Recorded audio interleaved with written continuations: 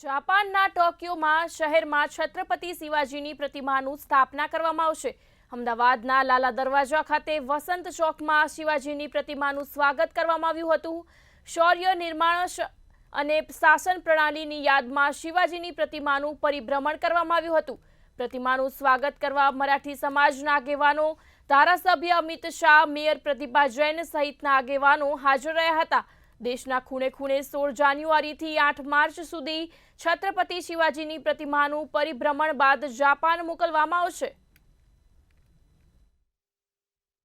સામ્રાજ્યના સ્થાપના કરનાર આદરણીય છત્રપતિ શિવાજી મહારાજની પ્રતિમા જાપાનમાં પ્રસ્થાપિત થવાની છે। આ સ્ટીલની પ્રતિમા છે અને જાપાનના ધરતીકંપવાળા વાતાવરણને અનુરૂપ સ્ટીલની પ્રતિમાઓ પર ફાઇબર ચડાવી અને આખા દેશમાં પરિભ્રમણ કરીને દેશના બધા જ મોટા રાજ્યોમાં શહેરોમાં ફરીને આજે અમદાવાદ આવી રહી છે। આપણા માટે ગૌરવની વાત છે।